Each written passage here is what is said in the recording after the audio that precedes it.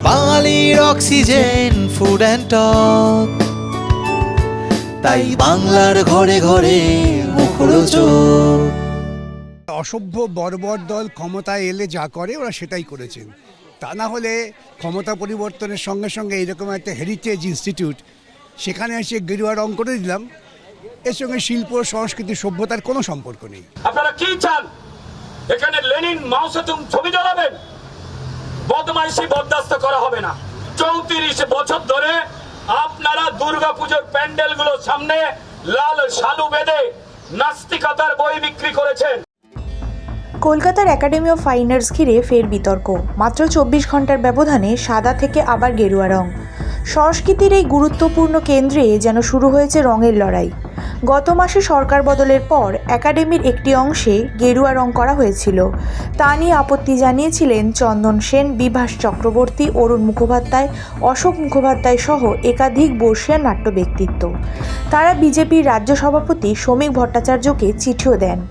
এরপর মঙ্গলবার নাট্যকর্মীদের একাংশ নিজেদের উদ্যোগে ওই ঘরটি সাদা রং করে দেন। কিন্তু সাদা রং শুকিয়ে ওঠার আগেই বুধবার ফের সেখানে পড়ে গেরুয়া রঙের প্রলেপ। বুধবার এই রং করার কাজে উপস্থিত ছিলেন অভিনেতা তথা শিবপুরের বিজেপি বিধায়ক রুদ্রনীল ঘোষ। তার বক্তব্য, একাডেমিতে রাজনীতির ছোঁয়া তিনি চান না। তার দাবি, আগেও এই ঘরে গেরুয়া ও গাঢ় বাদামি রং ছিল এবং আগের সরকারের আমলেও সেখানে রাজনৈতিক প্রতীক দেখা গিয়েছে। অন্যদিকে এই রং বদলের বিরোধিতা করেছেন নাট্যকর্মীদের একাংশ। মঙ্গলবার যে দলটি ঘরটি সাদা রং করেছিলেন তাদের মধ্যে ছিলেন অভিনেতা ও নাট্যকর্মী জয়রাজ ভট্টাচার্য। বুধবার ফের গেরুয়া রং করার ঘটনা ঘিরে তিনি তীব্র কটাক্ষ করেন। জয়রাজের অভিযোগ, এটি বাংলার নান্দনিকতার উপর রাষ্ট্রীয় পৃষ্ঠপোষকতার আক্রমণ। তার বক্তব্য, যারা ঘরটিকে গেরুয়া রং করেছেন তাদের ইতিহাস সম্পর্কে কোনো ধারণা নেই।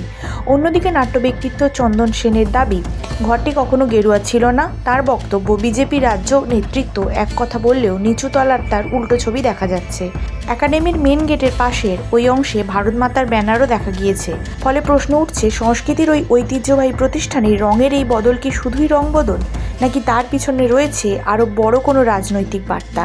1933 সালে প্রতিষ্ঠিত একাডেমি অফ ফাইন আর্টস আজও বাংলা শিল্প ও নাট্যচর্চার অন্যতম গুরুত্বপূর্ণ ঠিকানা। আর সেই জায়গাতেই এখন সাদা গেরুয়া রঙের টানাপোড়েন ঘিরে তৈরি হয়েছে নতুন বিতর্ক।